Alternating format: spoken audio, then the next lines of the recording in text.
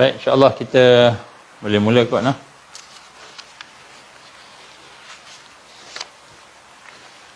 InsyaAllah kita mula dengan Ummul Quran Al-Fatihah. A'udzubillahi minasyaitonirrajim. Bismillahirrahmanirrahim. Alhamdulillahi rabbil alamin, arrahmanir rahim, maliki yaumiddin. Iyyaka na'budu wa iyyaka nasta'in. Ihdinas siratal mustaqim. Siratal ladzina an'amta 'alaihim ghairil maghdubi 'alaihim waladdallin. Amin.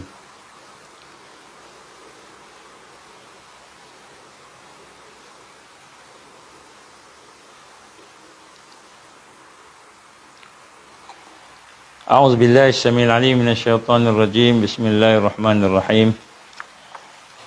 إن الحمد لله نحمده ونستعينه ونستهديه ونستغفره ونعوذ بالله من شرور أنفسنا ومن سيئات أعمالنا. من يهده الله فلا مضل له ومن يضلل فلا هادي له. أشهد أن لا إله إلا الله وحده لا شريك له وأشهد أن محمدا عبده ورسوله.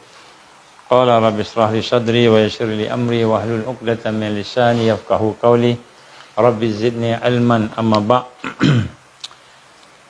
Assalamualaikum warahmatullahi wabarakatuh.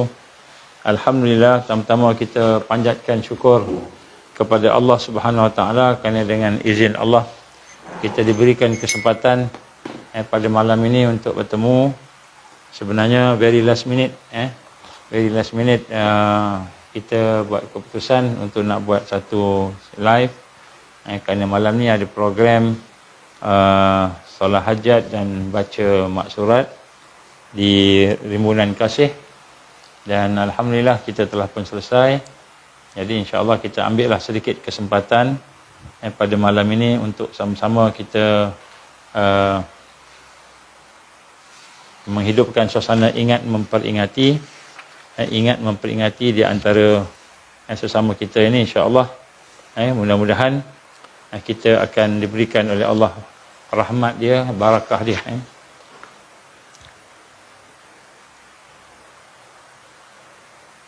Jadi antara perkara yang penting dalam kehidupan kita ini ialah kita sama-sama merasai bahawa kehidupan itu sebenarnya yang paling penting bukanlah sekadar hidup.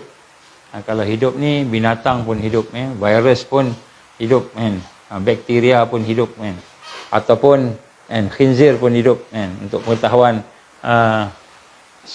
tuan-tuan dan puan, semalam Allah izin datang seekor khinzir di Rimbunan Kasih, datang di sini.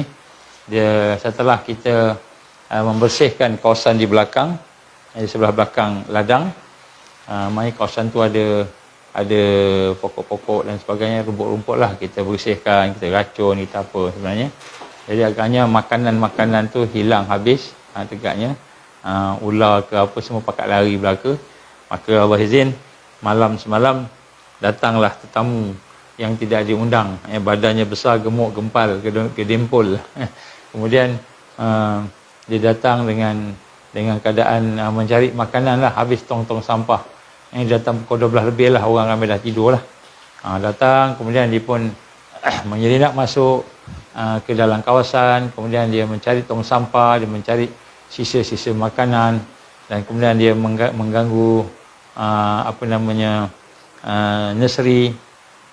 Ada nursery yang dikacaunya, dan tak ketinggalan kasut di depan pejabat di Rimbunan Kasih pun ada salah seorang daripada kasutnya tu telah ditendangnya, disepak jadi macam bola, sepak jauh-jauh kan, macam itulah. Jadi alhamdulillah kita sentiasa merasakan bahawa kehidupan kita di dunia ini sebenarnya penuh dengan ujian, cobaan. Kadang-kadang ujian tu kita rasa, kadang-kadang kita tak rasa.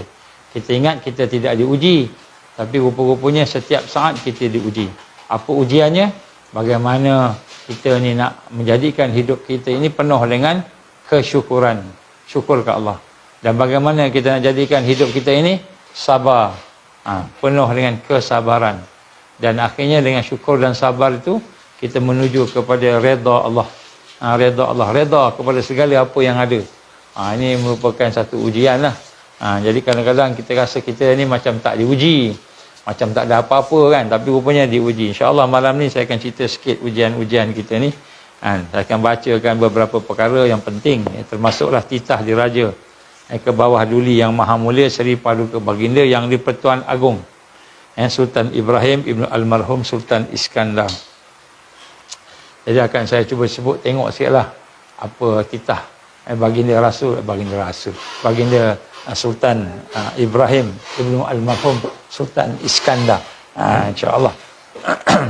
Jadi sebelum itu saya nak bacakan sikitlah sebagai peringatan pada kita beberapa hadis yang telah digambarkan oleh Rasulullah sallallahu alaihi wasallam tentang keadaan yang berlaku di akhir-akhir zaman itu. Kita baca hadis ni, kita ulang kaji lah, ulang kaji. Slow connection. Tolong, mungkin tak boleh pakai internet sana kot. Satu je internet. Jadi minta izin, bismillah. Jadi kita santai-santai noh. Santai-santai. Sebab semalam dah kena attack dengan khinzir. Tapi seko je, alhamdulillah. Seko je. Jadi tak adalah ni sangat kan. Okey. Baik, yang pertama sekali saya nak bacakan apa yang digambarkan oleh Rasulullah sallallahu alaihi wasallam daripada hadis yang diriwayatkan oleh Al-Baihaqi daripada Ali bin Abi Talib radhiyallahu an. Telah bersabda Rasulullah sallallahu alaihi wasallam, sudah hampir sampai satu masa kata Rasul sallallahu alaihi wasallam di mana tidak tinggal lagi daripada Islam. Jadi Islam ni tak ada dah melainkan nama. Macam itu. Jadi maknanya sampai satu masa nanti tidak ada apa daripada Islam tadi melainkan nama. Dan tidak tinggal lagi daripada Al-Quran kecuali tulisan. Jadi Al-Quran pun tinggal tulisan saja kata Rasul sallallahu alaihi wasallam. Dan masjid-masjid tersergam indah, masjid hebat, indah, tersergam. Kubah paling besar di dunia ada kat Malaysia. Masjid yang hebat ada kat Malaysia kan, dengan teknologi dan sebagainya. Tetapi masjid-masjid tersergam indah tetapi kosong dari hidayah, kosong daripada hidayah. Hidayah tak ada. Bukan orang nama hidayah kan. Petunjuk Allah. Macam mana tak kosong kan? Mungkin orang yang nak berceramah tu hanya orang tertentu je diberikan kebenaran berceramah. Orang yang tak diberi kebenaran mungkin tidak dibenarkan, walaupun orang tu orang yang kita kata baik, soleh, takwa dan wara'. Jadi ulama-ulama mereka kata Rasul sallallahu alaihi wasallam ni ulama di zaman di mana Islam tinggal nama ni. Jadi Quran tinggal tulisan saja. Masjid kosong daripada hidayah. Jadi ulama-ulama mereka adalah sejahat-jahat makhluk. Jadi ulama yang Allah gambarkan melalui Rasulullah SAW ini sejahat-jahat makhluk yang ada di bawah naungan langit. Jadi ulama dia menjadi sejahat-jahat makhluk. Daripada mereka berpunca fitnah dan kepada mereka fitnah itu kembali. Jadi fitnah ni bermula daripada mereka sebab mereka ni mungkin memberi fatwa-fatwa yang mengikut arus Dajjal ataupun mengikut arus internasional. Yang digambarkan oleh Rasul sallallahu alaihi wasallam fasa yang ada pada hari ini, jumhur ulama yang mengkaji. Ulama yang mengkaji, bukan ustaz yang tak mengkaji. Bukan ustaz yang baca hadis sahaja ataupun baca Quran sahaja ataupun ustaz yang baca kitab sahaja, tak mengkaji. Ulama yang mengkaji, yang memahami Al-Quran dan hadis dan memahami kawaid fiqhiyah, memahami kawaid harakiyah, kaedah-kaedah fiqh dan kaedah-kaedah haraki. Minta maaf sekejap. Ni signal low, telefon tak stabil. Letak kat sini.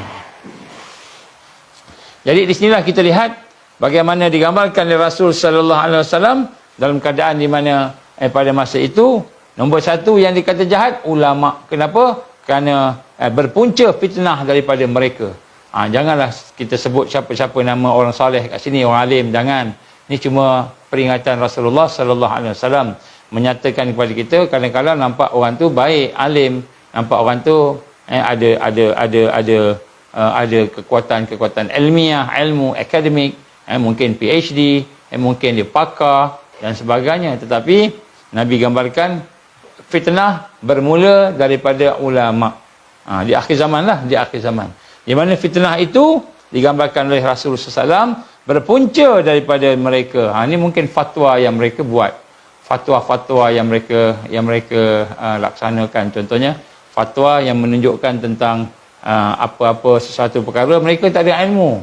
Sebab tu berjayanya pihak penjajah bila dia memisahkan ulama yang belajar Islam ni dengan sains. Jadi ulama dia terpisah dengan sains. Jadi tak tahu sains. Dia tahu sains, dia ikut saja. Minta maaf lah, saya tak cakap siapa-siapa, no. Kita buat muhasabah sebab Nabi sebut dalam hadis ini. Jadi kemudian lepas tu ulama-ulama yang tidak tahu sains dan kemudian tidak tahu sosiopolitik, keadaan pergerakan geopolitik, sosiopolitik, sosioekonomi yang berlaku pada hari ini, yang semua itu sebenarnya termasuk di dalam lingkungan Islam. Islam dia menyeluruh semua sekali, tapi dia tak tahu. Dia cuma tahu berceramah saja. Berceramah pun berceramah apa yang dia bawa, yang dia belajar saja. Jadi ulama-ulama ni kadang-kadang bila dia minta untuk memberi fatwa, maka tiba-tiba fatwanya itu menyamai kehendak kepimpinan nafsu. Kepimpinan yang mengikut nafsu. Bukan kepimpinan yang benar-benar bertakwa kepada Allah. Ini Nabi gambarkanlah. Jangan tulis nama siapa-siapa, saya minta. Kita bukan nak cerita pasal siapa-siapa. Kita nak cerita pasal hadis Nabi yang menggambarkan antara sejahat-jahat makhluk yang ada di bawah langit ketika keadaan fitnah berleluasa ialah ulama.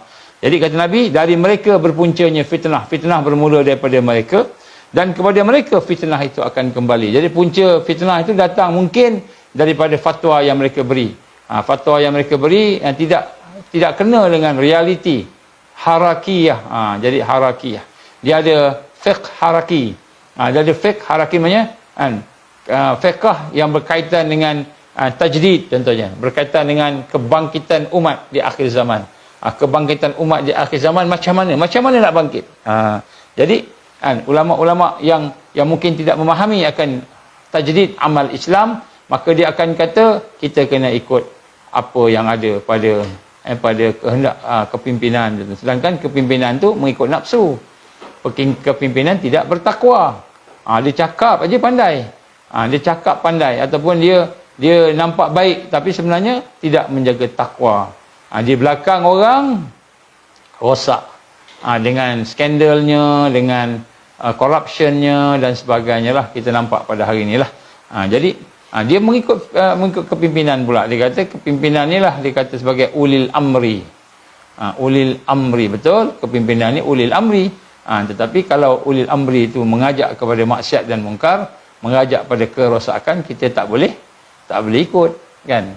Tak boleh taat pada makhluk, pada perkara yang mungkar. Ini semua orang tahu dah, kan? Jadi ini antara perkara-perkara yang berlaku. Yang Nabi gambarkan sini berpuncanya fitnah itu daripada ulama yang tak faham lah maknanya. Ulama yang bukan tak faham apa. Yang pertama, mereka ni hanya mengikut arus, sehingga keluar daripada lidah mereka, daripada hati mereka yang ditunjukkan oleh lidah mereka, dia kata apa?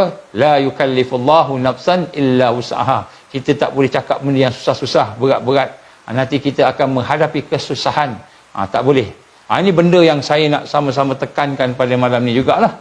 Tentang beberapa perkara yang kadang-kadang kita melihat akibat daripada orang-orang alim yang hanya mengikuti ilmu-ilmunya sekadar yang dikatakan sebagai ilmu syarak tadi, yang sekadar kefahaman dia, mengikut kefahaman dia, tidak mengkaji. Dia tidak mengkaji pun. Kalau dia mengkaji, mungkin nak tengok sahih ke tak sahih hadis ni.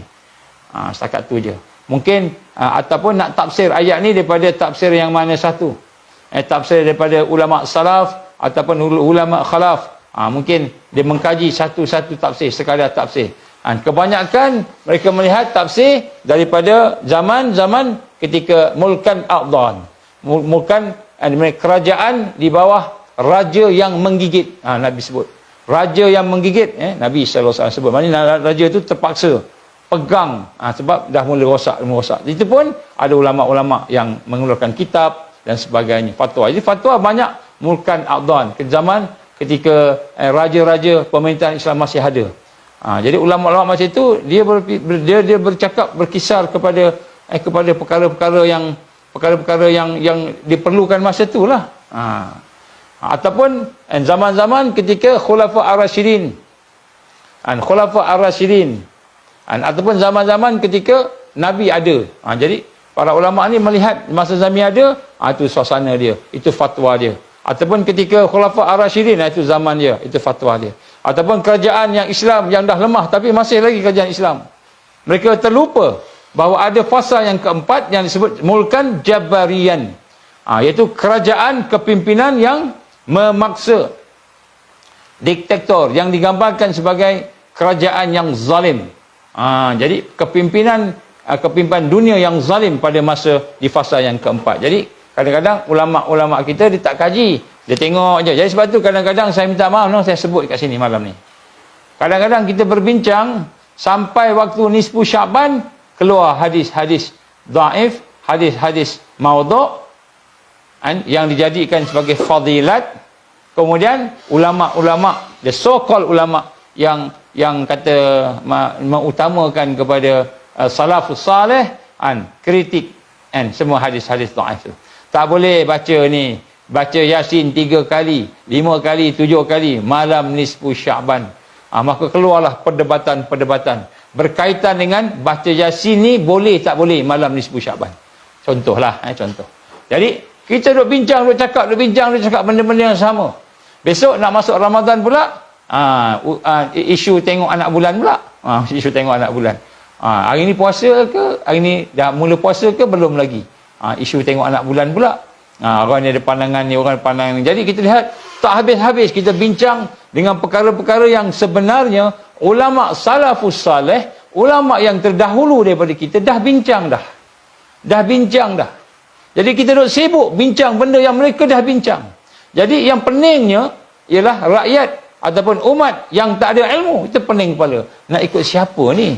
Baca Yasin ni macam betul. Tiba-tiba ada orang kata pula bid'ah ni pula sesat, dalalah ni pula finnar, masuk neraka. Nak baca Yasin, kita nak baca Yasin malam nisfu Syaban, contohlah.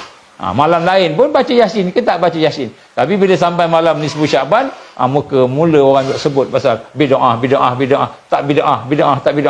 Bid'ah tu bid'ah hasanah. Ada pula yang kata bid'ah dalalah dan sebagainya. Jadi ini perkara-perkara yang rendah yang difikirkan oleh para kita kata orang-orang so-called alim yang ada pada hari ini, yang hanya melihat kepada perkara-perkara yang telah pun dibincangkan oleh ulama dahulu. Ambil ajalah pandangan mana-mana ulama yang saleh, yang salafus saleh ni, ataupun ulama-ulama yang khalaf. Kalau kita yakin dengan pandangan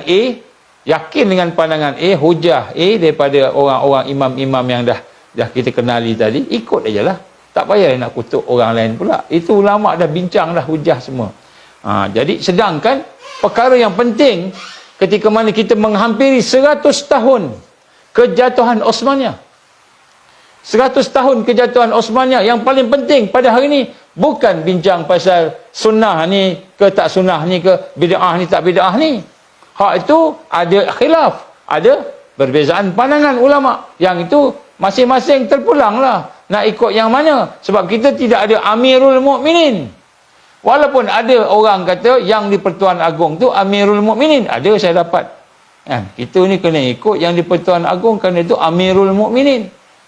Jadi ada orang berpandangan begitulah. Sebab ini ulil amri, kita kena ikut dia. Mereka kata tak apalah kalau tuan berpandangan yang di Pertuan Agong sebagai Amirul Mukminin, tak apa, tafadhal, ikutlah, itu pandangan tuan, tak apalah. Tapi jangan memaksa orang lain yang kata Amirul Mukminin masih tak ada lagi. Sebab Amirul Mukminin dia ada sifat dia, dia ada kriteria dia. Kita tengok apa kriteria Khulafa Ar-Rasyidin, para sahabat Nabi sallallahu alaihi wasallam. Sahabat Nabi yang mana? Abu Bakar As-Siddiq radhiyallahu an, Sayyidina Umar bin Khattab radhiyallahu an, Sayyidina Uthman bin Affan radhiyallahu an, Sayyidina Ali bin Abi Talib radhiyallahu an, dan juga kita kata khalifah-khalifah yang selepasnya, Bani Umayyah lah, Bani Abbasiyah dan sebagainya, sampai yang terakhir Osmaniyah. Jadi kita lihat hari ini, tak apalah tuan nak ikut Amirul Mukminin yang digambarkan yang di Pertuan Agong tu Amirul Mukminin, tak apa, tafadhal, itu tuan punya pandangan. Tapi yang ni pula kata bukan, Amirul Mukminin tak ada lagi. Jadi yang nak dinanti ni, yang nak ditajdid ni ialah Amirul Mukminin. Tapi yang penting kita kena faham di sini, ialah bagaimana Nabi sallallahu alaihi wasallam menggambarkan bahawa kita berada di mulkan Jabarian, iaitu satu kepimpinan dunia yang ada pada hari ini yang sebenarnya memaksa umat Islam untuk tunduk pada mereka. Untuk tunduk pada mereka. Saya bagi satu contoh, simple contoh. Kan, apa yang berlaku di Palestin pada hari ini. Jumhur ulama kata apa yang berlaku batil. Tak kiralah ulama yang mengelarkan diri sebagai orang tasawuf, orang tarikat, orang salaf, dan orang haraki, tak kiralah siapa. Ulama-ulama yang ada, jumhur kata wajib kita tolong sahabat-sahabat kita yang berada di Palestin yang dianiaya oleh Zionis. Tak kiralah kan, yang benar kata Hamas tu benar tak benar ke apa, tak kira. Saya kena tolong, wajib tolong. Jadi ini jumhur ulama. Kalau tak ijma' pun jumhur ulama. Ijma' ni semualah kan. Jadi kemudian kita lihat sini, begitu juga isu-isu yang berlaku kepada umat yang ada pada hari ini.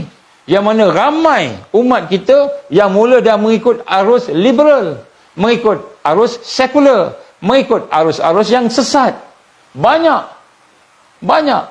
Jadi kita kena tengok hari ini sebenarnya benda yang kita nak kena bincang, benda yang kita nak kena fikir, benda yang kita nak kena berbahas ialah perkara yang berkaitan dengan qadiyah Islamiyah, permasalahan Islam yang hakiki, yang asasi, yang sebenar. Bukan kita bincang pasal baca Yasin bid'ah tak bid'ah. Hak tu ulama dulu dah bincang. Dah. Bid'ah tak bid'ah, bid'ah tak bid'ah. Jadi dah bincang. Kita ikutlah pandangan mana-mana satu ulama yang muktabar, yang salaf, yang khalaf, yang ada berkenaan isu-isu tersebut. Tak payah nak gaduh-gaduh lah. Kita nak bergaduh buat apa? Jadi umat yang ni pening kepala. Dan di sinilah kita lihat bagaimana kepeningan itu yang berpunca daripada fatwa-fatwa yang tidak memahami realiti wakil yang ada pada hari ini. Wakil musuh, tak faham wakil musuh. Sedangkan Nabi SAW telah pun mengingatkan kita, kamu akan mengikut kan musuh-musuh tadi sejengkal, sehasta, sehingga sampai masuk lubang biawak pun kamu akan masuk lubang biawak. Jadi Nabi dah bagi amaran, umat akan masuk dalam lubang biawak. Ulama yang tidak mengkaji akan masuk dalam lubang biawak. Nabi dah bagi amaran dah. Dah bagi amaran dah. Maknanya lubang biawak tu habislah, masuk lubang biawak, jadi bangkai lah, jadi makanan biawak lah kita. Macam itu. Hadis As-Sauban tentang macam mana umat dunia akan keliling kamu, makan kamu berpenyakit al-wahan.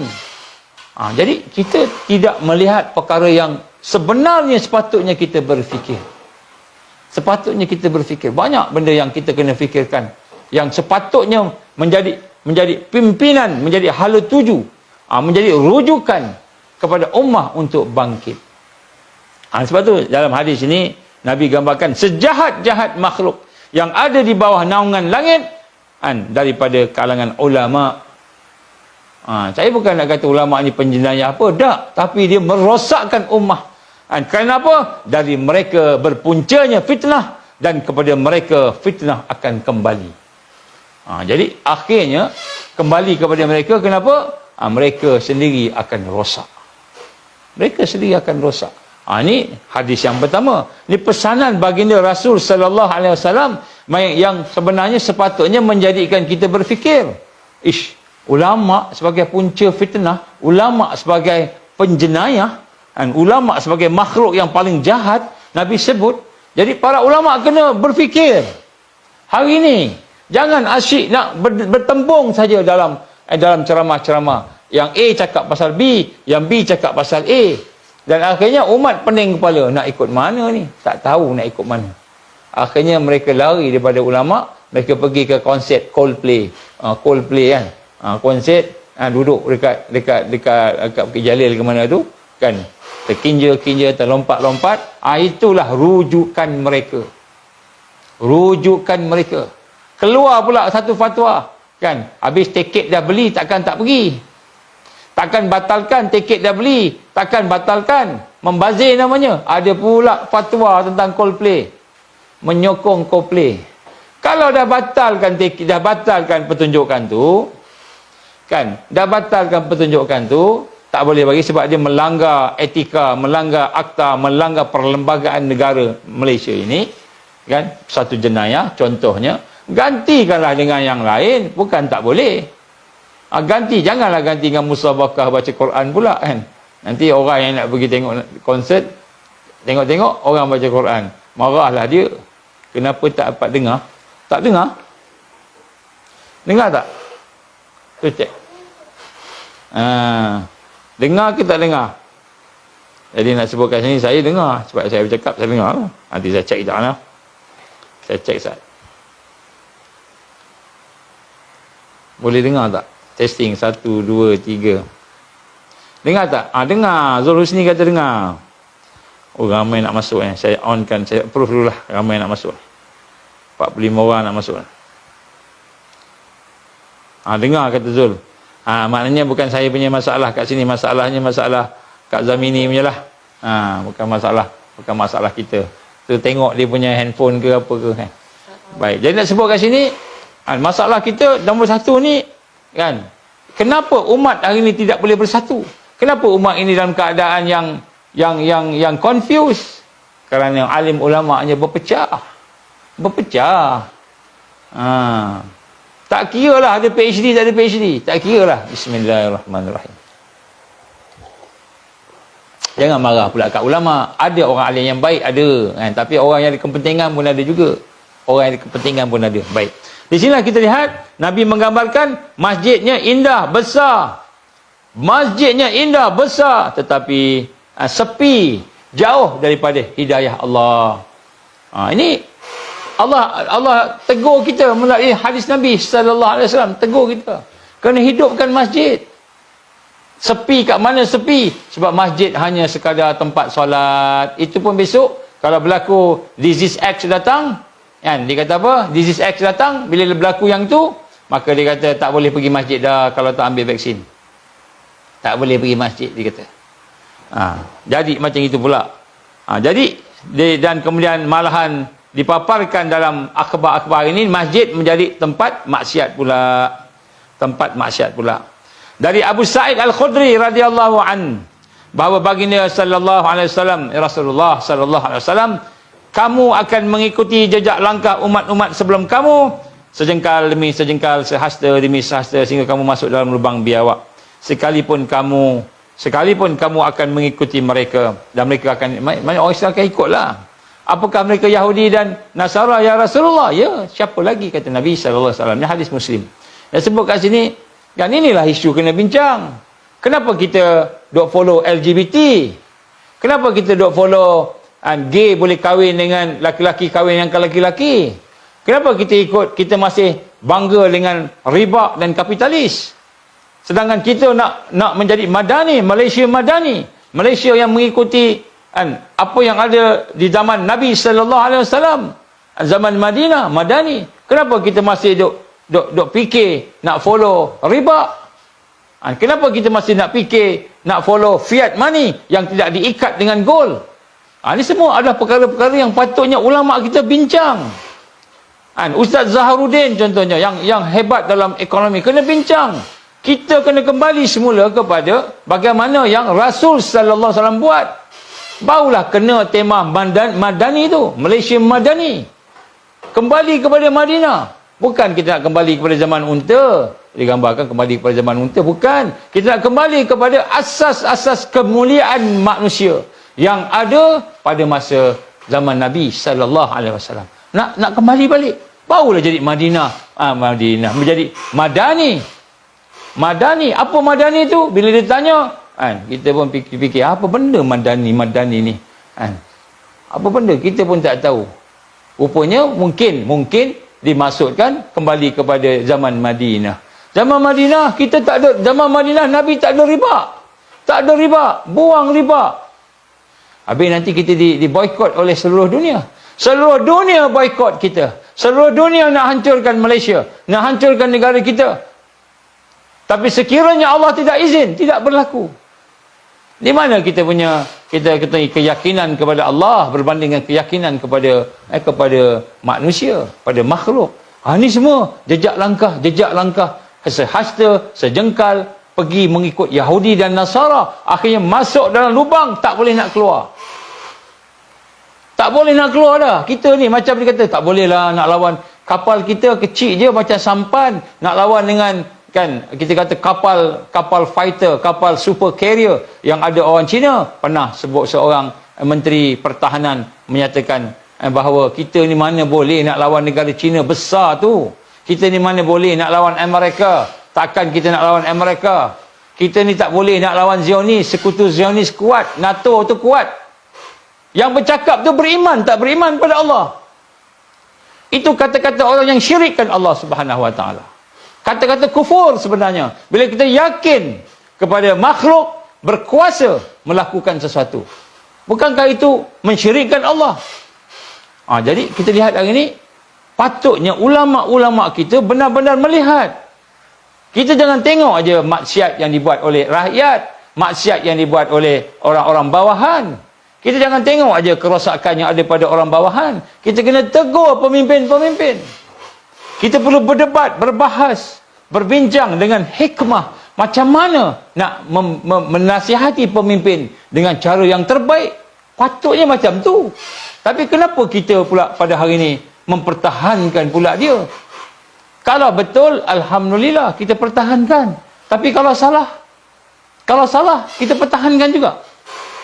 Ini Nabi gambarkan, kan, kamu akan masuk sejengkal-sejengkal, sehasta-sehasta sampai dalam lubang biawak.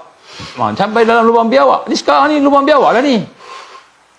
Kemudian bila pemimpin berani di depan mikrofon, berani di hadapan penyokong dia, tetapi bacul bila berhadapan dengan tali-tali, tangan-tangan ajaib, tangan-tangan tersembunyi di belakang mereka, bacul berhadapan dengan makhluk yang kata, kalau kau tak buat macam ini, kau tak jadi dah menteri, kau tak jadi dah PM, kau tak jadi dah ni, kau akan dirosakkan, rakyat kau akan dihancurkan, negara kau akan dimusnahkan. Takut bacul dengan musuh-musuh yang memegang tengkuk, yang memegang jiwa mereka, jantung mereka. Takut. Kenapa takut? Kerana dia tak yakin dengan Allah Subhanahu Wa Taala. Sebut aja Bismillahirrahmanirrahim. Wallahi wabillahi watallahi. Bersumpah dengan nama Allah, tapi hati terputus daripada Allah Subhanahu Wa Taala. Sebab itu dia berani mengkhianati rakyat, mengkhianati amanah. Kita berjaya menipu rakyat. Ini semua adalah merupakan perkara-perkara yang berlaku di hadapan kita. Ini yang Nabi gambarkan, sejengkal demi sejengkal ikut, sehasta demi sehasta ikut, sampailah masuk lubang biawak. Ini yang patut orang alim kita, ustaz-ustaz PhD kita bincang. Sekarang ni kita dah dalam mana dah dalam lubang biawak sekarang ni? Nombor satu, kena discuss apa dia Yahudi dan Nasara. Sebab Nabi sebut tu musuh. Musuh Yahudi dan Nasara, kita kena kenal musuh. Hari ni kita tak kenal musuh. Sebab tu kita jadikan musuh sebagai kawan kita. Satu bantal dengan kita. Boleh berbincang, berpelukkan dengan musuh. Nampak macam kawan, tetapi rupanya musuh. Di belakangnya ada Zionis. Di belakangnya ada Nasara. Di belakangnya ada Yahudi. Yang merosakkan, yang memusuhi Allah, memusuhi Islam, memusuhi rakyat Malaysia. Jadi pemimpin kita ni penakut dan pengecut. Kecualilah pemimpin yang beriman. Adakah pemimpin yang beriman hari ini? Bincang. Apa tanggungjawab seorang pemimpin kepada rakyat? Bukan hanya nak mengikuti manifesto, memenuhi manifesto kempen politik. Bukan. Itu bukan tanggungjawab yang hakiki. Tanggungjawab yang hakiki seorang pemimpin membawa rakyat dia kepada kebahagiaan yang sebenar di dunia dan di akhirat. Allahu waliyul ladzina amanu yukhrijuhum minadh zulumati ila nur.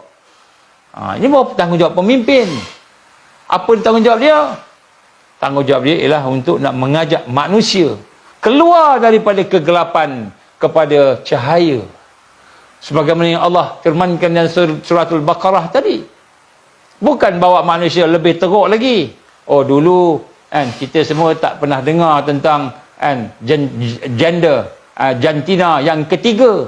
Sekarang ni dah ada jantina yang ketiga. Yang pertama namanya laki-laki, yang kedua namanya perempuan, yang ketiga namanya miscellaneous, pelbagai. Boleh jadi laki, boleh jadi perempuan, boleh jadi dua-dua. Kita kena buka pemikiran kita, kena buka hati kita, kan. Berkata seorang pemimpin dalam satu wawancara di luar negara, Tuan, sekira Tuan menjadi Perdana Menteri atau Tuan memimpin Malaysia, negara Malaysia, maka apakah Tuan akan menerima apa yang dipinta oleh antarabangsa? Apa dia? Lesbian, gay, lesbian, bisexual dan sebagainya, transgender dan LGBT. Adakah kamu akan terima? Apa dia kata? Saya tak ada masalah. Tetapi budaya kami di Malaysia,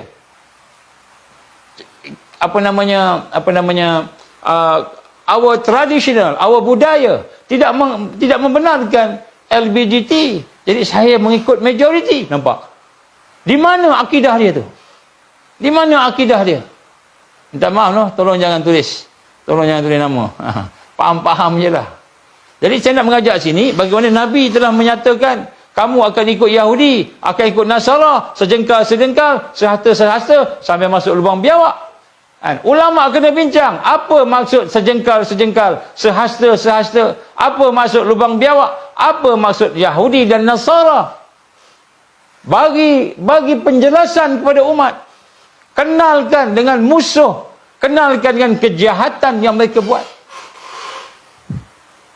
La tajidanna asyaddan nas adawatan lil ladzina amanu wallazi la tajidanna asyaddan nas adawatan lil ladzina amanu, siapa dia? Al-yahud wallazina asyraku. Kamu pasti jumpa di kalangan manusia itu mereka yang paling kuat sekali, manusia yang paling dahsyat sekali, paling kuat sekali bermusuh dengan orang-orang yang beriman. Siapa dia? Al-yahud, Zionis, wallazina asyraku, dan mereka yang mensyirikkan Allah. Jadi para munafikin yang mensyirikkan Allah ni munafikin. Nampak macam sembah Allah, tapi rupa-rupanya dalam hatinya menyembah nafsunya, menyembah bos dia, menyembah dia punya ketua dia, menyembah dia punya masyarakat dia, nak ikut arus, nak ikut semua sekali. Musyrikin. Di sinilah kita lihat bagaimana penting para ulama kita sebenarnya berfikir macam mana cara kita nak membebaskan kemelut kefahaman jahilnya umat hari ini. Jadi di sinilah kita nampak rupa-rupanya yang dimaksudkan dengan sehasta demi sehasta, sejengkal demi sejengkal, sehasta demi sehasta sampai lubang biawak, itu menunjukkan nombor satu, kelesuan ulama. Nombor satu, kelesuan ulama, sehingga umat masuk, terikut, terpengaruh dengan Yahudi dan Nasara, masuk dalam lubang biawak. Kenapa? Ulama lesu nak memberitahu yang ini al-haq, yang ini al-batil. Lesu yang dicakap bab ibadah sahaja. Kunut, kan? Kunut ni bid'ah tak bid'ah? Baca Yasin bid'ah tak bid'ah? Dan kemudian orang yang baca Yasin, baca tahlil dan sebagainya pula, jawab pula, pergi jawab. Buat apa nak jawab? Tak payah jawab. Biarkan. Orang nak tuduh suka bergaduh ni, tak payah involve lah. Buang masa. Jadi siapa yang kita nak bersama-sama ni? Kita nak kena bersama-sama dengan orang alim ulama yang menjaga takwanya, yang wara', yang bertakwa, yang berakhlak, yang beradab. Bukan yang jenis bantai orang, pukul orang. Saya tak cakap siapa-siapa, no. Kita buat muhasabah diri kita. Kita buat muhasabah diri kita sama-sama. Sebab umat sedang menuju kepada lubang biawak ni. Di mana para ulama yang lesu dan pemimpin-pemimpin yang beriman, yang bertakwa, bagi khutbah, bagi ceramah. Tapi bila kita nak minta supaya kita sama-sama bersatu, sama-sama melihat semula isu dengan kacamata basirah, iman, Islam dan takwa dan ihsan tadi, tiba-tiba dia kata kita kena jaga maslahah parti, masalah parti lebih besar daripada masalah Islam. Masalah parti lebih besar daripada masalah Islam. Inilah dikatakan jamaah, inilah dikatakan amal jama'i. Sedangkan parti itu memecah belahkan kita. Kita kena ada jamaah, betul, kita kena ada jamaah. Kita kena ada taifah mansurah, taifah kelompok-kelompok, taifah najiyah, taifah mansurah, kena ada kelompok-kelompok, kena ada jamaah-jamaah, tapi bukan jamaah kelompok yang diasaskan oleh sistem Zionis. Apa dia yang diasaskan oleh sistem Zionis? Kita kena ikut ni. Kalau tak ikut, parti kita habis. Yang nak dimenangkan parti. Kenapa? Kalau parti kalah, Islam kalah. Betul ke? Tak. Islam takkan kalah. Islam lemah. Kerana hari ini umatnya, kepimpinan umatnya, ulamanya memilih mengikut sistem manusia. Mengikut sistem Mulkan Jabariyah. Sehingga sistem Mulkan Jabariyah itu membentuk satu pemikiran, satu perasaan, satu pegangan yang sebenarnya menjadikan umat jumud dengan perjuangan. Dia nampak berjuang politik saja. Dia tak nampak berjuang ni dakwah. Kalau yang dakwah, tak nampak pula berjuang ni kena tarbiyah. Kena tarbiyah. Kena bentuk umat. Kena bina umat. Daripada seorang yang tidak tahu la ilaha illallah Muhammad Rasulullah, bentuk sehingga dia memahami kalimah la ilaha illallah Muhammad Rasulullah. Tak cukup memahami, dia kena menghayati, kena mendukung, kena memperjuangkan. Ini kita lihat lesu, ulama kita lesu. Jadi apa sebenarnya maksud kamu akan ikut jejak langkah umat sejengkal-sejengkal, sehasta-sehasta sehingga masuk ke dalam lubang biawak? Ulama lesu, tu maksud dia. Sehingga ulama tidak boleh memimpin umat. Tak boleh memimpin umat. Dan kemudian umara pula, kepimpinan juga bukan saja lesu, beku, tapi mereka pengecut, bacol dan berpegang kepada makhluk dan nafsu. Pemimpin ikut nafsu. Kenapa ikut nafsu? Sebab dia mengikut sistem yang mengagungkan nafsu. Apakah sistem yang mengagungkan nafsu? Sistem yang mengagungkan nafsu. Itulah yang dibuat oleh Mulkan Jabarian yang ada pada hari ini. Sehingga takut untuk kembali kepada dinar. Takut. Kenapa? Nanti kita kena boykot. Takut pada makhluk. Boykot kita. Sedangkan Allah yang menjadikan semua makhluk. Takut kepada makhluk yang akan mengepung kita, sedangkan Allah SWT yang menjadikan seluruh alam ini. Jadi ini sebenarnya adalah perkara yang kita hari ini nampak. Itu maksud dia. Kita ingat ikut jejak langkah umat sebelum kita Yahudi Nasara tu, kita ingat kita duk follow baca. Tak. Tanda yang pertama, ulama lesu. Para pendakwah terikat dengan nafsu mereka. Pendakwah pula ikut nafsu. Nampak macam dakwah. Namanya da'i, namanya PU, namanya profesor, namanya PhD, namanya ustaz sejuta umat, tetapi dakwah ikut nafsu. Kenapa dakwah ikut nafsu? Mereka bukan membangkitkan umat, mereka hanya menghayalkan umat dengan ceramah-ceramah yang umat sendiri nak dengar, bukan yang Allah suruh sampaikan. Yang Allah suruh sampaikan, mengajak umat melawan hawa nafsu mereka. Mengajak umat kembali kepada Islam yang sebenar. Bukan Islam yang didefinisikan oleh Amerika. Yang didefinisikan oleh Zionis. Islam yang mengikut hawa nafsu. Tapi Islam yang benar-benar datang daripada Al-Quran dan hadis Nabi sallallahu alaihi wasallam. Jadi pendakwah ikut nafsu. Jadi di mana umat kita nak ikut siapa lagi ni? Jadi sebab itulah kita kata, bila kita lihat dalam keadaan bila rasa masuk lubang biawak, Nabi kata apa? Masuk lubang biawak. Apa maksud masuk lubang biawak ni? Musuh telah berkepung kita. Sehingga kamu akan masuk dalam lubang biawak. Lubang biawak tu apa? Musuh yang kepung kamu. Kita tak rasa ke kita sedang diserang, sedang dikepung oleh musuh? Kita tak rasa ke? Kita tak rasa ke? Kita sedang dikepung sekarang ni. Kita tak rasa. Kita masih lagi boleh makan, minum sebagainya. Kan, dengan rasa tenang.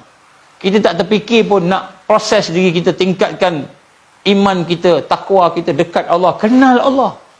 Kita tak terfikir pun nak kenal Allah. Kita solat tu, kita kenal ke yang kita sembah tu siapa yang kita sembah tu? Yang kita sembah tu siapa? Kita kenal ke? Kalau kita kenal Allah Subhanahu Wa Taala, macam mana kita boleh bermaksiat di hadapan Allah? Macam mana kita boleh melaksanakan kelemahan-kelemahan di hadapan Allah? Jadi banyak benda sebenarnya yang kita kena tengok balik, patah balik. Jadi sebab itulah kita lihat hari ini bagaimana keadaan yang ada sehingga masuk ke dalam lubang biawak ni musuh menjadi kepokongan. Jadi lubang biawak ni bukan gua, ini bukan gua Ashabul Kahfi, bukan. Lubang biawak ni bukan gua. Kita ingat kita dah masuk zaman Al-Kahfi, kena baca surah Al-Kahfi. Kemudian kita kena amalkan. Kemudian kita boleh kena pindah, duduk pergi buat Muslim village kat hutan mana-mana, duduk dalam gua. Ini dia gua Al-Kahfi. Bukan, kita bukan duduk dalam gua Al-Kahfi. Selagi hati kita, fikiran kita masih sayang dengan sistem jahiliah, masih bersama dengan nafsu, tak duduk dalam tarbiyah, kita duduk dalam lubang biawak. Bukan gua Al-Kahfi, kita duduk dalam lubang biawak. Sebab tu kita tak boleh keluar. Hari ni boleh berselawat, hari ni boleh berzikir, besok lusa habis, hancur. Tengok cerita-cerita balik, tengok ni semua habis. Kita nak buang kelemahan kita, habis, tak boleh nak buang. Lemah, ikut saja. Ini perkara yang sebenarnya kita sedang dikepung. Sehingga berlakulah sampai satu peringkat. Allah gambarkan apa? Innas salata tanha 'anil fahsya wal munkar. Sesungguhnya solat itu boleh mencegah daripada perbuatan-perbuatan keji, perbuatan-perbuatan mungkar. Boleh cegah. Tiba-tiba kita solat, kita buat maksiat. Kita solat, kita buat mungkar. Kita solat, tapi kita tak boleh nak islah diri kita, nak buang kejahatan kita. Tak boleh nak bertaubat. Tak boleh nak bertaubat. Tak boleh nak bertaubat. Kita tahu kita ada salah. Kita tahu kita ada dosa, mungkar, maksiat, fahsyak, tak boleh. Kenapa? Kita dah duduk di dalam lubang biawak. Dah duduk dalam lubang biawak. Dengan kelesuan ulama. Ulama bukan lesu, dia tak bercakap. Nak sebut kat sini, no? Biar kita faham sama-sama lah. Ulama lesu ni bukan maknanya dia tak berdakwah. Dia berdakwah, dia berceramah, dia berbahas, malahan dia berdebat. Tetapi yang diceramah, yang dibahas, yang didebat hanyalah perkara-perkara remeh, cabang-cabang forok masail, perkara-perkara yang cabang-cabang, ranting-ranting, bukan perkara yang dasar. Apa perkara dasar? Al-iman. Macam mana iman nak dihidupkan, hati nak dibersihkan, itu yang asas, yang dasar. Kita berniaga, macam mana meniaga menjadi jalan dekat dengan Allah. Bukan kita meniaga banyak-banyak, besok boleh bagi ustaz sumbangan dana supaya boleh buka madrasah. Ustaz-ustaz pun galakkanlah anak-anak murid dia. Kita kena cari orang yang ada duit ni, kaya-kaya ni, supaya boleh bagi sumbangan kepada kita ni. Dia tak fikir nak bina umat, dia fikir nak bagi madrasah dia naik. Bukan madrasah tak penting, tetapi bagaimana duit, wang, sumbangan itu yang dinampak lebih utama daripada membina kekuatan ummah. Ini perkara-perkara yang berlaku pada hari ini. Ini lubang biawak ni. Ini lubang biawak ni. Kita dah duduk dalam lubang biawak ni, tak boleh keluar ni. Dengan najisnya, dengan taiknya, dengan udaranya yang kotor, yang berbau busuk dalam lubang biawak ni, busuknya, panasnya. Di bawah gurun panas. Dengan keadaan biawak pula datang, kita tengok ya, sampai masa dia terkam, sampai masa dia gigit sikit-sikit, makan habis. Kita duduk dalam lubang biawak ni, tak boleh lepas, tak boleh keluar. Allah berfirman dalam Quran, innal ladzina amanu wal ladzina hajaru wajahadu fi sabilillah. Nak amalkan macam mana? Sesungguhnya orang yang beriman, sesungguhnya orang yang berhijrah, sesungguhnya yang berjihad pada jalan Allah, ulaika yarju rahmatullah, mereka lah orang yang berhajatkan kepada rahmat Allah. Ini kita jaga tak iman kita? Saya nak tanya dengan tuan-tuan puan-puan rahmatullah pada malam ini. Kita rasa iman kita terjaga tak? Kita jaga tak? Meningkat tak kita kenal Allah? Semakin kenal Allah tak? Semakin yakin dengan Allah, semakin rasa dekat dengan Allah. Awaludin ma'rifatullah, kata para ulama muhakkikin, awaludin ma'rifatullah. Kita makin dekat dengan Allah tak? Makin kenal Allah tak? Hati kita ni, hati kita. Kemudian selepas tu Adakah kita mula merasai tentang keadaan bahawa kita ni sebenarnya bukan saja hidup dengan Islam, hidup dengan iman, tetapi kita mesti juga berjuang. Kita rasa tak kita perlu berjuang?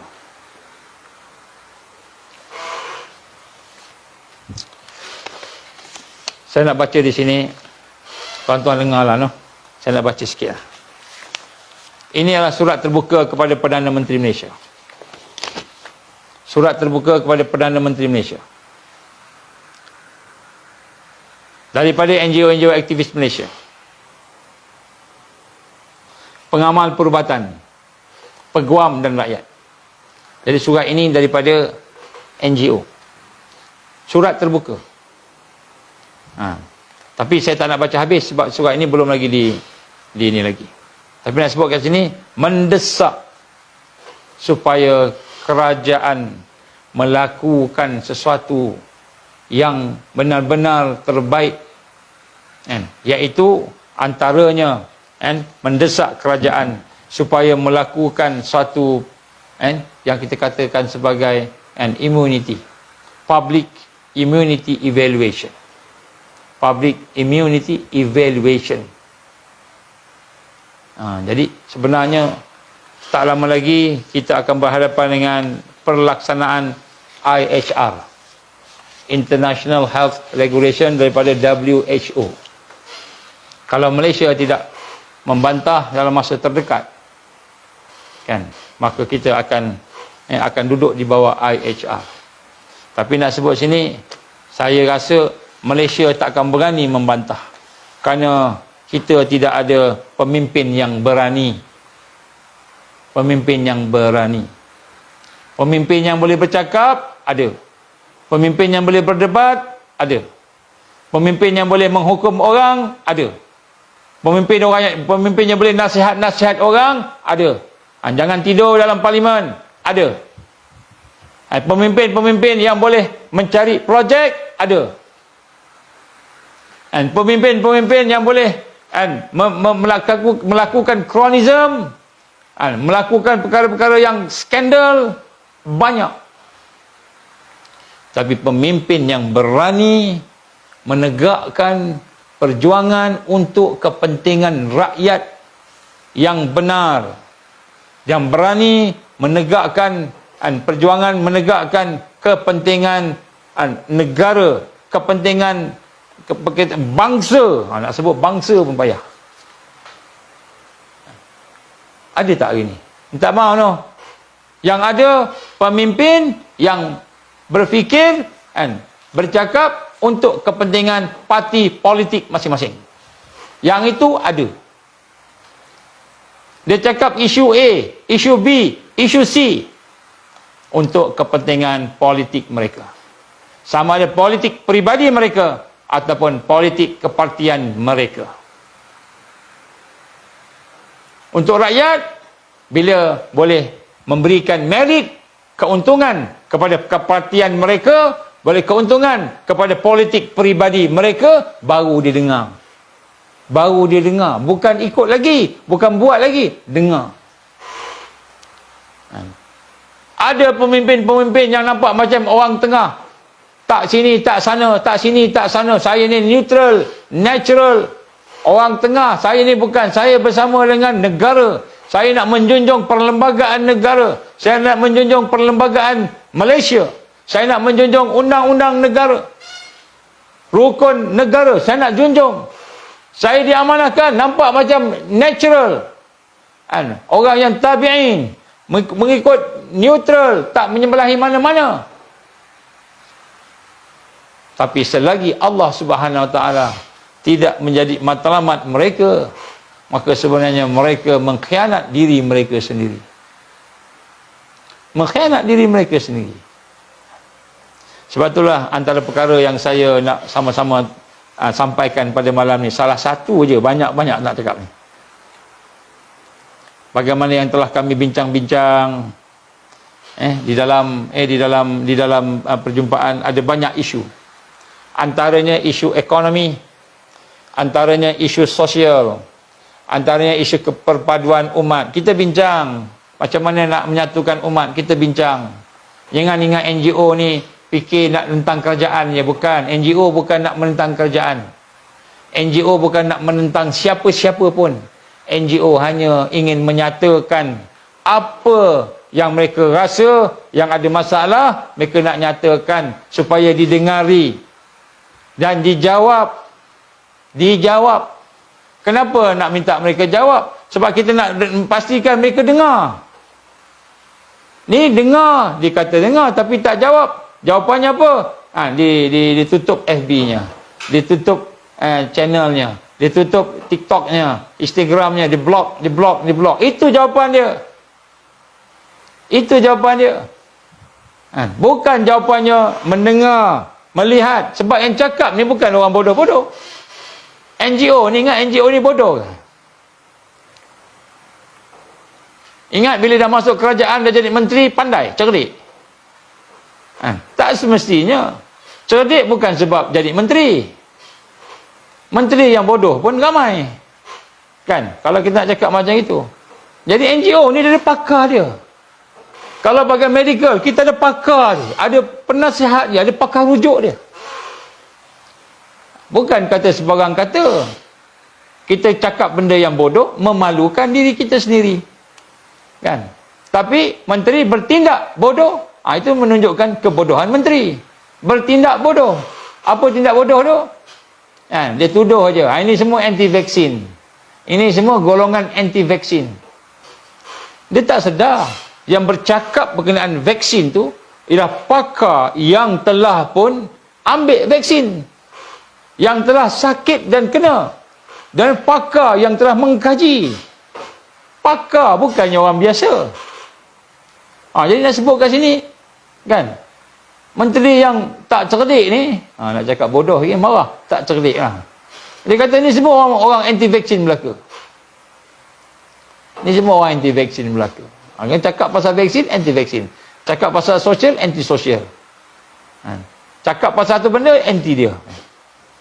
Kenapa saya nak highlightkan sini? Kerana telah ada satu move, satu gerakan dari kalangan mereka yang seolah-olahnya menjaga kesihatan rakyat, seolah-olah mahu menyelamatkan rakyat dengan ubat yang betul dan sebagainya. Tetapi mereka sebenarnya mempromosikan ubat-ubat yang mereka nak jual, vaksin yang mereka nak jual. Ubatnya, vaksinnya. Ada orang kata vaksin sama lah tu. Jadi yang nak jual. Jadi sebenarnya saya nak sebut dekat sini beberapa perkara. Sebab selepas ni tak lama lagi kita akan didendangkan dengan penyakit-penyakit baru. Seperti penyakit X, disease X. Penyakit X. Jadi penyakit X ni apa? Kami pun tak tahu apa dia, kat mana dia, macam mana dia. Tapi kami tahu dia bahaya. Kalau kena, dia lebih cepat merebak. Kalau kena, dia lebih cepat membawa kematian. Membawa kematian. Inilah yang disebut dan didendang-dendangkan. Didendang-dendangkan di dalam berita-berita. Oleh itu kita kena ambil vaksin. Kita kena ambil sekian. Maka di sini kita akan ada satu cadangan yang akan kita buat satu perbentangan. InsyaAllah kita akan bentang satu perancangan dalam masa sedekat, insyaAllah sebelum puasa. Tadi saya minta tuan-tuan perempuan ambil pot, dengar pengumuman ni, sebarkan seluasnya. Sebab kita nak semua rakyat dengar. Kita nak semua rakyat dengar. Termasuklah yang di Pertuan Agong dengar. Kita minta tuanku dengar. Kalau tak nak jumpa, memang kita nak jumpa, tak nak jumpa. Kita tahulah siapalah kami. Siapalah patik-patik yang ada ni. Nak jumpa dengan orang besar-besar negara. Siapalah kami. Tak nak jumpa, tak nak dengar, tak apa. Dengar PC kami. Kita akan buat ni. Kita akan buat ni PC. Kita akan menyatakan secara jelas dan nyata bagaimana selepas 4 tahun sejak daripada tahun 2020 Malaysia telah diserang dengan COVID-19 dan juga segala penyakit-penyakit yang disebut tadi. Sebenarnya dah 4 tahun Dan kita lihat more than 80%, lebih daripada 80% rakyat telah recovered secara berjaya. And walaupun setelah sebahagian mereka mengambil multi dosage kepada vaksin, tapi dah berjaya. Tetapi di sini kita lihat kan, sebenarnya yang kita nak tekankan sini ialah kita kena kembali kepada natural immunity. Kita nak kembali kepada immunity yang natural, yang tabi'i, yang telah diberikan oleh Allah Subhanahu Wa Taala kepada manusia, terutamanya manusia. Jadi insya-Allah kita akan dedahkan kepada umum, dan saya tak nak cakap habis pada malam ni. Saya nak cakap, nak sebut sini, sekiranya mereka menyatakan ada penyakit yang baru datang, contohnya kanser cervical, kanser cervical untuk perempuan, wanita, maka dia pun menggalakkan orang untuk pergi ambil ubat vaksin yang boleh menghapuskan kanser cervical olok-oloknya, ataupun kanser, ataupun ubat yang datang daripada penyakit denggi. Denggi akan jadi sesuatu yang merebak besar, menjadi sesuatu yang susah nak dikawal, dikontrol. Selepas mereka mengeluarkan nyamuk-nyamuk sebanyak ratusan ribu nyamuk, diterbangkan, dikeluarkan sebagai senjata biologi katanya, untuk menjadikan nyamuk-nyamuk Aedes yang ada ni mandul supaya mati semua. Tuan-tuan dan puan Allah, kan, sebenarnya ada udang di sebalik batu perkara-perkara yang disebut. Minta maaf, kita akan dedahkan insya-Allah, kemungkinan minggu depan kita akan dedahkan. Dan kita akan dedahkan bukan hanya dengan cakap tolonglah, tolonglah, tidak. Kali ini kita akan dedahkan dengan fakta dan perkara-perkara yang berkaitan dengan kajian yang dibuat. Kajian yang dibuat. Dan kita bersedia insya-Allah untuk menghadap Yang di-Pertuan Agong, sekiranya Duli Yang Maha Mulia Seri Paduka Baginda Yang di-Pertuan Agong Sultan Ibrahim bin Sultan Iskandar berkenan untuk menghadap, kami akan menceritakan apa yang ada. Patik-patik semua buat kajian. Kita tak ada kepentingan apa pun. Bukan nak minta jawatan jadi menteri ke, bukan nak minta duit 1 sen pun kami tak nak minta. Tapi apa yang kami nak sampaikan ialah kajian-kajian dengan fakta-faktanya. Dan kemudian daripada kajian itu nak minta lah Tuanku Yang di-Pertuan Agong dan juga siapa-siapa pemimpin supaya mendengar dan mungkin berfikir, dan kemudian mungkin bertindak mengikut masing-masing. Kita tak paksa nak suruh ikut ke tak ikut, itu terpulang. Kita cuma nak sampaikan saja. Kita nak sampaikan saja. Ini berkaitan dengan kesihatan yang terlalu urgent, kerana IHR akan implemented. IHR akan implemented. Dan kemudian selepas itu ada lain pula, masalah ekonomi pula. Masalah ekonomi. Masalah ekonomi negara ni makin teruk.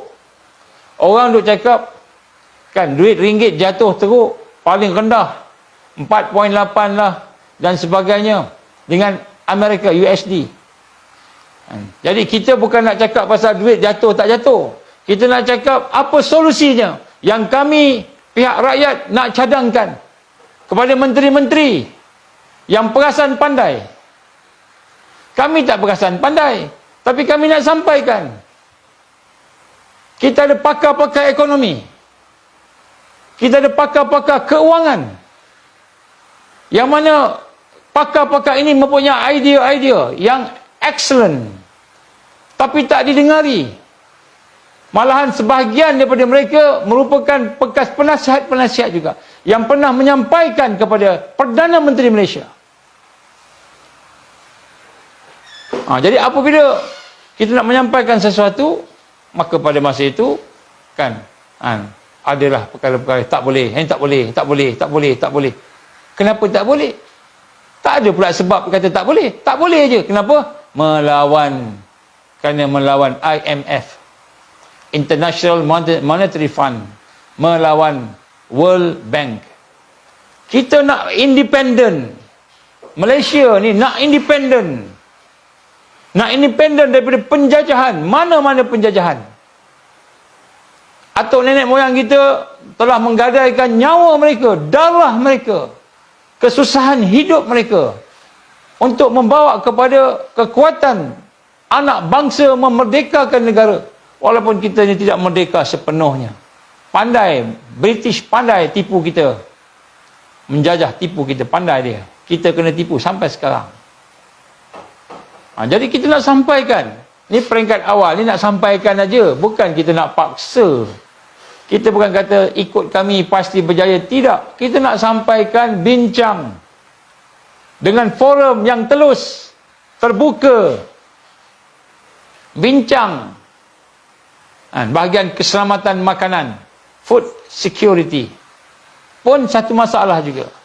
Bagaimana petani-petani kita beras, petani-petani yang menanam padi, duduk dalam keadaan kesusahan hari ini. Kesusahan dalam kesusahan hari ini. Jadi banyak benda-benda yang berlaku, yang kita tak nampak lah, yang kita tak nampak. Jadi sebab itulah, dalam pada hari ini kita nak sebut, sesungguhnya maksud Nabi SAW, umat kamu akan ikut jejak langkah umat sebelum kamu, yang mana kamu akan masuk sejengkal, sehasta, sehingga akhirnya kamu akan masuk dalam lubang biawak.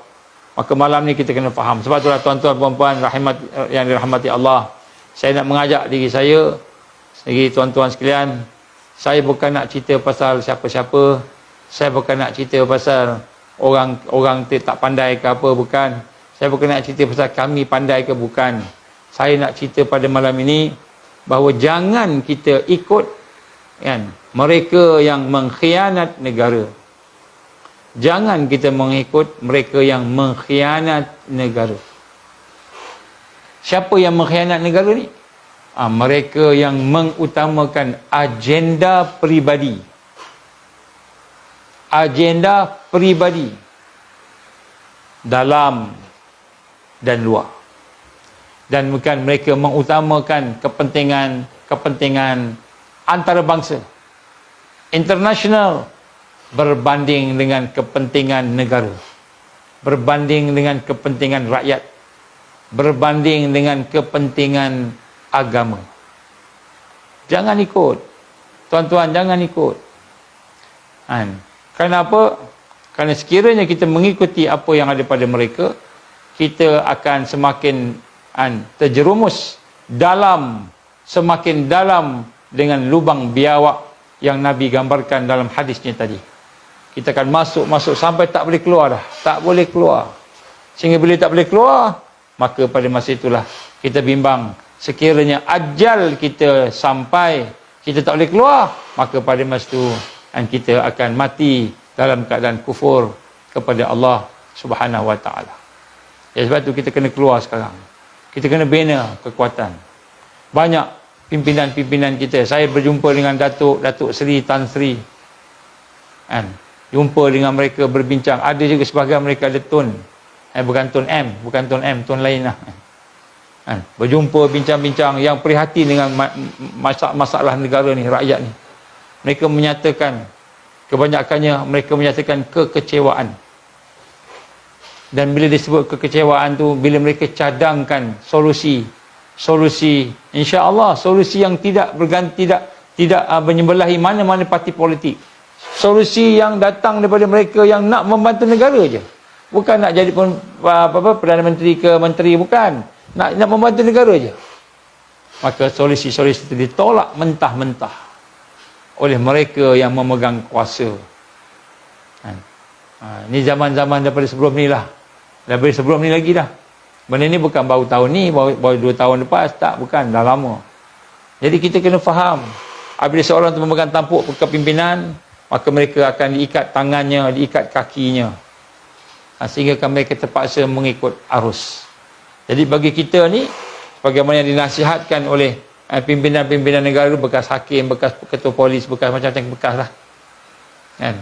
Mantan-mantan ni kan. Mereka kata apa? Kita kena bina masyarakat kita sesama kita dengan kekuatan. Itu dia kata. Kalau kita tak bina masyarakat kita orang Islam, orang Melayu contohnya, tak bina kekuatan-kekuatan, kita bina sendiri, bukan nak harap kepada mereka yang ada atas tu tak ingat kita dah. Kita bina sama-sama kita ni. Kalau kita tak buat, dia kata apa? Insya-Allah 50 tahun ke tak sampai kot agaknya, kan, orang Melayu, orang Islam akan jadi orang yang paling terkutuk di bumi sendiri. Benar kata Sayyidina Abu Bakar As-Siddiq radhiyallahu an, tidaklah satu kaum itu menjadi satu kaum yang hina melainkan mereka hidup dengan perjuangan. Kita ingat tak apa ikut arus, tak apa ikut je lah, apa yang nak buat ikut je lah, tak ada apa-apa, kan. Rupa-rupanya bila mengikut arus, mengikut apa saja nafsu kepada pemimpin-pemimpin ini, nafsu mereka, kita ikut nafsu mereka, maka sebenarnya kita sedang menuju ke dalam lubang biawak, iaitu menuju kepada kehinaan. Bagaimana yang digambarkan oleh Sayyidina Abu Bakar As-Siddiq Amirul Mukminin yang pertama menggantikan Rasulullah sallallahu alaihi wasallam. Apa kata baginda Abu Bakar As-Siddiq, Sayyidina Abu Bakar As-Siddiq radhiyallahu an, tidaklah satu kaum akan mewarisi kehinaan melainkan mereka hidup bersama perjuangan. Kalau kita tak berjuang, kita rasa kita dah selesa, dah okey dah, makan dah okey dah, minum dah okey dah, rumah dah ada, harta dah ada, kerja dah ada, pangkat dah ada, dah jadi semua kita dah ada, kita rasa okey, tak nak berjuang. Sebenarnya kita akan mewarisi, malahan duduk di dalam kehinaan. Nabi gambarkan apa? Duduk dalam lubang biawak. Duduk dalam lubang biawak. Maka terpulanglah kepada tuan-tuan, puan-puan.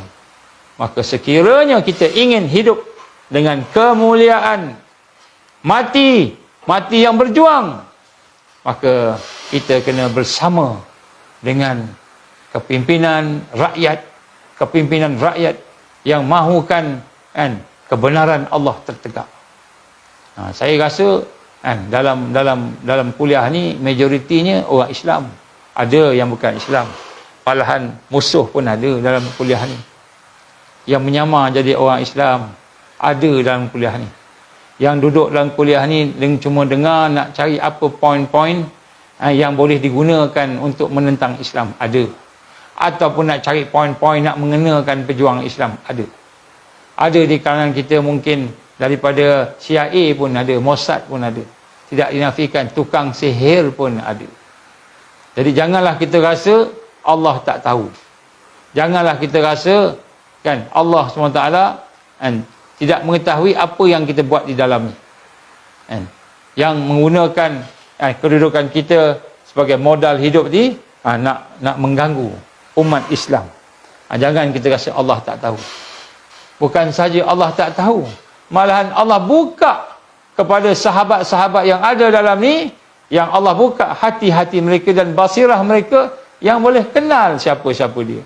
Alhamdulillah. Maka saya menyeru pada semua, marilah sama-sama kita tinggalkan makhluk. Jangan kita takut dengan makhluk, takutlah dengan Allah yang telah menjadikan kita, yang telah memberi nyawa pada kita. Nyawa kita ni pun Allah yang bagi. Sihat kita ni pun Allah yang bagi.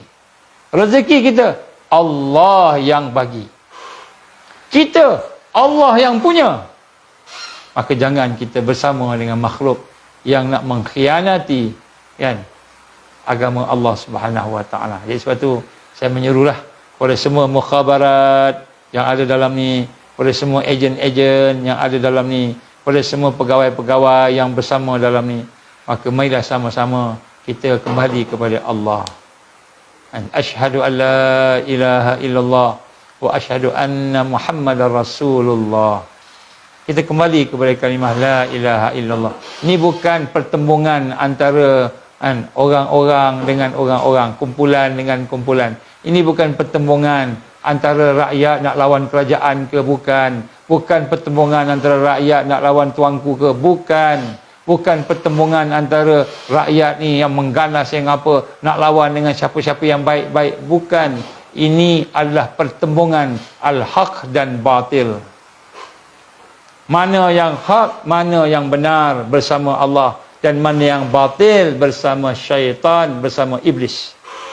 Maka sekiranya kita memilih makhluk, tidak memilih Rabb, tidak memilih Tuhan kita, tidak memilih Allah, maka kita akan rugi selama-lamanya. Selama-lamanya.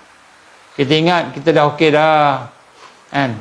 Boleh dapat duit sikit, sebulan mungkin 3,000, 5,000, sebulan ada sampai 20,000, ada yang 13,000, sebulan sampai 33,000 pun ada. Kadang-kadang dibagi lamsam, sekali bagi yang ini, kamu buatlah ini laporan, kamu pergi kaji, kamu tengok, kamu bagi hantar sihir ke dia, kamu hantar saka-saka apa ke dia, hantarlah semua supaya pergerakan Islam itu terpecah dan sebagainya. Tuan-tuan dan puan, ingat Allah tak tahu ke? Allah Maha mengetahui, dan Allah juga memberikan ilmunya kepada hamba-hambanya yang beriman. Maka saya menyeru daripada malam ni, mari sama-sama, saya sama-sama dengan tuan-tuan semua sekali, marilah sama-sama kita mengambil Allah. Pilihlah Allah, dialah Rabbul Jalil. Pilihlah Allah, dialah yang menjadikan kita. Jangan pilih manusia, jangan pilih makhluk. Macam mana hebat pun nampak makhluk tu, sihirnya, pangkatnya, kuasanya, teknologinya, hebat mana pun makhluk, dia masih makhluk. Kosong, tak ada apa-apa. Kosong, tak ada apa-apa. Yang ada hanyalah Allah. Jadi sebab tu saya mengajak, saya mengajak semua sekali. Tak kiralah yang namanya, kan, Datuk Seri ke, Tun Seri ke, yang namanya Sarjan ke, yang namanya Corporal ke, yang namanya 007 James Bond, yang nama siapa pun, pilihlah Allah. Pilihlah Allah. Macam mana nak pilih Allah ni? Saya nak ajar sikit malam ni. Cuba buat. Bacalah Bismillahirrahmanirrahim. Sepenuh hati. Bismillahirrahmanirrahim. Ya Allah, dengan namamu yang Maha Pengasih, Maha Penyayang, Maha Pemberi. Bismillahirrahmanirrahim, dengan nama Allah. Ya Allah, aku tahu aku lemah, aku jahil. Ya Allah, pilihlah aku untuk mendapat hidayahmu. Minta pada Allah. Ya Allah, aku dikepung oleh musuh-musuhmu. Ya Allah, jagalah aku, peliharalah aku, pilihlah aku untuk dapat cahayamu. Ya Allah, minta ke Allah, jangan tak minta. Kalau kita tak minta, sombong kita. Kita ingat kita boleh berjaya. Kita ingat nafas ni Allah yang bagi ke kita yang punya. Kita ingat jantung ni Allah yang bagi ke kita yang punya. Kesihatan kita ni Allah yang bagi kita yang punya. Bos kita yang namanya Mossad, namanya CIA, yang namanya KGB, atas nama keamanan, keselamatan, tetapi menentang Allah Subhanahu Wa Taala. Dia tu siapa punya? Dia pun Allah punya. Jadi kita hari ni nak pilih makhluk buat apa? Jangan pilih makhluk. Pilihlah Allah. Tengok dalam hati ni, dalam lubuk hati ni, tengok betul-betul. Tanya soalan, aku ni hamba siapa? Aku ni hamba Allah yang maha menjadikan, yang maha berkuasa, atau aku ni hamba makhluk, hamba manusia? Aku taat, aku dengar, semua daripada manusia, bukan daripada Allah. Tengok dalam hati kita, lubuk hati kita ni, tanya betul-betul. Kalau kita tak rasa apa-apa, minta ke Allah. Saya teringat satu kisah seorang ni, dia bukan agama Islam, tapi dia cukup kuat dengan Kristian. Malah dia nak jadi tentera Kristian. Akhirnya dia masuk Islam, alhamdulillah. Tapi nak sebut sini, apabila dia mendengar azan pagi-pagi subuh, dia tak tidur lagi, ataupun dia bangun awal, Allahu Akbar, Allahu Akbar, Allah datangkan azan. Dia dengar azan, dia rasa sayu hati dia, kan. Kemudian Allah izin pula, dia bermimpi dengan mimpi yang baik-baik. Tak sebut mimpi apa, mimpi baik-baik. Tapi dia masih tetap dengan kerja dia. Nak memusuhi Islam, nak lawan Islam, nak lawan ni, lawan semua. Tetap dia masih benci. Tapi Allah dah bagi dah tadi cabaran. Dia kata akhirnya satu ketika dia tak tahan. Sebab dia sayu, dengan azan dia sayu. Dia pun kata, ya Allah. Dia tak cakap ya Allah, minta maaf, cakap Allah. Dia kata wahai Tuhan. Dia tak percaya Allah. Wahai Tuhan, sekiranya Engkau benar-benar ada ataupun Engkau berkuasa, tunjuklah hati aku ni kepada kebenaran-Mu. Dia minta tu. Dia bukan Islam. Dan dia memusuhi Islam. Pada masa tu dia cerita kat saya. Dia musuh Islam. Tapi hati dia berdenyut-denyut, kata apa? Kata bahawa yang ini betul ni. Maka dia minta, wahai Tuhan. Wahai Tuhan. Kalau Engkau ada, Engkau tunjukkan pada aku kebenaran yang sebenar. Yang sebenarnya apa ni? Cahaya ni. Dia minta ke Allah hidayah. Apa jadi? Allah bagi dia hidayah. Menangis dia. Lepas tu dia dengar azan. Dia menangis. Dengar azan, menangis. Sehingga akhirnya, kalau dia sekali tu dia tidur, dia bermimpi, dia tengok langit. Dia mimpi, tengok langit. Kemudian dia nampak kalimah La ilaha illallah Muhammad Rasulullah. Kalimah La ilaha illallah Muhammad Rasulullah dalam mimpi dia di langit, dibentuk oleh awan bentuk. Dia tengok, dia membaca. Bangun tidur, dia menangis. Dia menangis.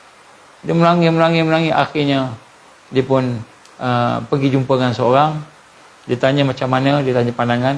Dia kata senang aja, cuba kamu mengucap dua kalimah syahadah, masuklah Islam.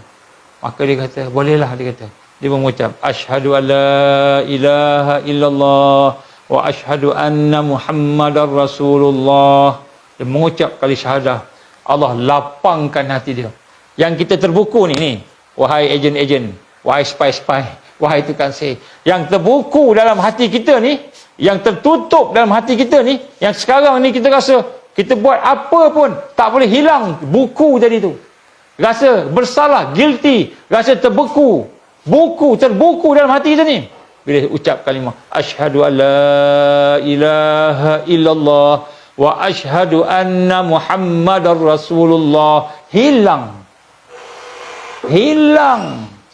Allah buka hati selapang-lapangnya, bahagia. Ini baru mengucap dua kalimah syahadah, mengaku Allah sebagai Tuhan.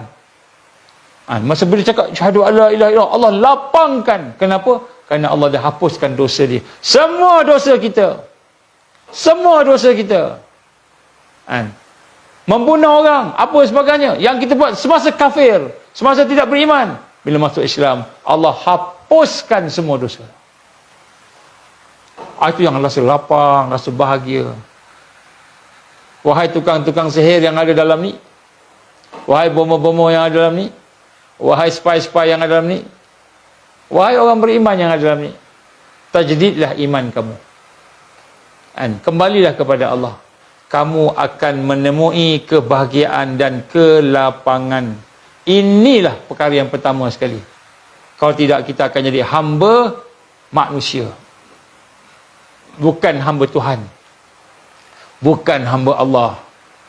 Maka kita akan terus sampai mati duduk dalam kubur, duduk dalam akhirat, duduk dalam penyesalan yang hebat. Menyesal, kenapalah dulu aku tak mengucap dua kalimah syahadah, kenapalah dulu aku tak sebut la ilaha illallah Muhammad Rasulullah, kenapa aku tak sebut, kenapa aku tak ikut orang-orang beriman. Aku akan menyesal selama-lamanya. Bukan setakat menyesal kat dunia, tak, sampai bila-bila. Saya menyerulah pada semua. Sekarang ni pertembungan ni al-haq dan batil. Pertembungan di antara kebenaran dengan kesesatan. Bukan pertembungan antara Malaysia lawan Singapura ke, Malaysia lawan Rusia ke, bukan. Bukan antara parti ni lawan parti ni ke, kumpulan ni lawan kumpulan, bukan. Al-haq wal batil. Inilah hakikat lubang biawak yang kita berada di dalamnya. Jadi macam mana nak keluar daripada lubang biawak ni?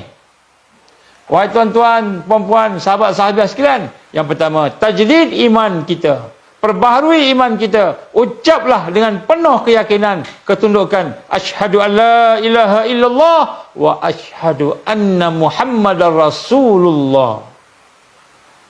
Bagi mereka yang telah Islam, mereka yang telah beriman, banyakkan ucap la ilaha illallah, la ilaha illallah. Sesungguhnya la ilaha illallah itu bukan zikrullah, tapi la ilaha illallah itulah pujian kita, syukur kita, sabar kita, redha kita kepada Allah Subhanahu wa taala. La ilaha illallah itu sebenarnya adalah pujian kita, memuji Allah, mengagungkan Allah, mentauhidkan Allah. Dia bukan zikrullah lagi. Zikrullah ni orang yang lalai, orang yang dah ingat Allah, dah kenal Allah, dia bukan zikir lagi, dia jadi pujian Allah. La ilaha illallah, la ilaha illallah. Hanya pada engkau lah yang kami bersyukur ya Allah, macam tu. Pada engkau lah kami bersabar ya Allah. Engkau lah yang maha agung ya Allah. La ilaha illallah, la ilaha illallah. Engkau lah yang tidak ada yang lebih agung melainkan, tidak ada yang agung melainkan Kau. Tidak ada yang ada melainkan Kau. Tidak ada yang Rahman, yang Rahim melainkan Kau. La ilaha illallah. Tidak ada yang mengampunkan melainkan Kau. Tidak ada illallah melainkan Allah. Sebab itu la ilaha illallah itu bukan zikir, tetapi la ilaha illallah pujian kita pada Allah. Penyembahan kita, pengagungan kita kepada Allah. Kita rasa seronok Allah pilih kita, boleh sebut la ilaha illallah. Siapa yang tak boleh mengucap dua kalimah syahadah, siapa yang tak boleh sebut la ilaha illallah, hendaklah kamu bersedih kerana Allah tak pilih kamu. Banyak binatang dia boleh zikir la ilaha illallah. Binatang pun berzikir. Kita Allah tak pilih berzikir. Allah pilih apa? Sebut, nyanyi lagu Siti Nurhaliza, lagu Piramli, lagu black metal, lagu semua kita boleh buat. Baca semua cakap, tapi la ilaha illallah tak boleh sebut. Kenapa? Kita Allah tak pilih lagi. Minta ke Allah. Allah Maha Pengasih, Maha Penyayang. Allah Maha Pengampun. Ya Allah, hati aku ni sakit, mati. Ya Allah, berilah hidayah pada aku. Mintalah dengan rendah diri, sekali sebutlah. Minta dengan sepenuh hati. Ya Allah, berilah hidayah pada aku. Ya Allah, berilah hidayah pada aku. Ya Allah, berilah hidayah pada aku. Ya Allah. Itu diamlah. Allah akan datangkan hidayah. Allah ni Ar-Rahman Ar-Rahim. Allah ni Maha Pengampun. Kita ni banyak salah, banyak salah, banyak dosa. Allah akan ampunkan. InsyaAllah, mudah-mudahan malam ni kita dapat sesuatu yang baik. Minta maaf, sebenarnya tak plan pun nak cakap, tapi bila kami bincang semalam, bincang dengan sahabat-sahabat NGO yang lain, beberapa lah pimpinan-pimpinan sebagainya, bincang-bincang, saya boleh melihat wajah-wajah mereka berkerut, wajah-wajah mereka risau tentang keadaan yang berlaku pada hari ini. Risau. Sama ada risau kerana mungkin perkara yang buruk akan berlaku dan sebagainya, ataupun risau kerana mereka bimbang mereka akan ketinggalan dalam perjuangan. Risau. Jadi kalau kita hari ini tak risau, dari sudut kita ni terduduk dalam arus, terikut arus, ikut aja jajal ni, di manalah kita di sisi Allah. InsyaAllah, mudah-mudahan Allah ampunkan dosa kami, dosa kita semualah. Jadi ramai yang mula doa ni, insyaAllah. Jadi insyaAllah kalau ada kesempatan, kita jumpa lagi, insyaAllah. Baik. Jadi insyaAllah, kemungkinan besar hari Rabu depan lah akan ada satu sidang media. Kita akan ceritakan tentang perkara yang sepatutnya berlaku. Yang sepatutnya berlaku. Kita akan sentuh mungkin bahagian kesihatan dulu.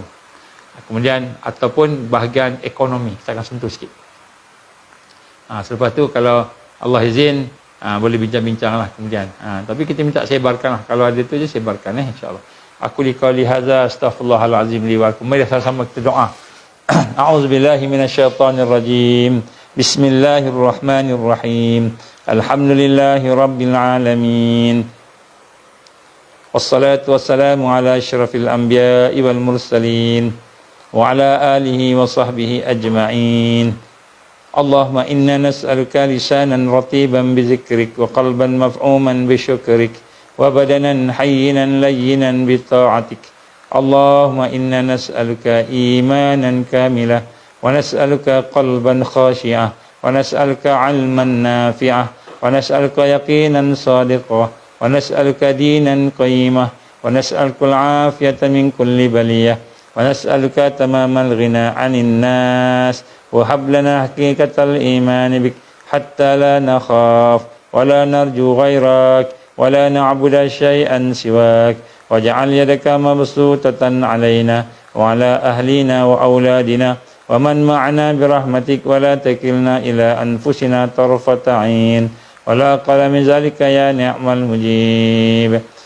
Allahumma ansur Islam wal muslimin wal mustad'afin wal mujahidin fil Gaza wa fil Aqsa wa fil Palestin wa fil kulli makan wa fi kulli zaman. Allahumma ansurna ala tariqud da'wah wa tariqut tarbiyah wa tariqut jihad fi sabilillah. La ilaha illa anta subhanaka inna kunna minadh zalimin. Rabbana atmim lana nurana waghfir lana innaka ala kulli syai'in qadir. Rabbana atmim lana nurana waghfir lana innaka ala kulli syai'in qadir. Rabbana atmim lana nurana waghfir lana innaka ala kulli syai'in qadir. Rabbana la tuzigh qulubana ba'da idh hadaitana wa hab lana min ladunka rahmah innaka antal wahhab. Rabbana atina fid dunya hasanah wa fil akhirati hasanatan wa qina azaban nar. Rabbana taqabbal du'ana innaka antas samiul alim wa tub 'alaina ya Allah innaka antat tawwabur rahim. Wa sallallahu ala sayyidina Muhammad wa ala alihi wa sahbihi wa baraka wa sallam. Subhana rabbika rabbil izzati amma yasifun wassalamun alal mursalin walhamdulillahi rabbil alamin. Subhanakallahumma wa bihamdika asyhadu an la ilaha illa anta astaghfiruka wa atubu ilaik. Bismillahirrahmanirrahim. Wal 'asr. Innal insana lafi khusr illa alladhina amanu wa 'amilus solihat wa tawasaw bil haqqi wa tawasaw bis sabr. Alhamdulillah, tolong doakan untuk kita semua ya. Mudah-mudahan semua kita dapat ikhlas, dapat ubudiyah pada Allah dan kita boleh kenal Allah dengan kenal yang sebenar insya-Allah. Wabillahi taufik wal hidayah. Assalamualaikum warahmatullahi wabarakatuh.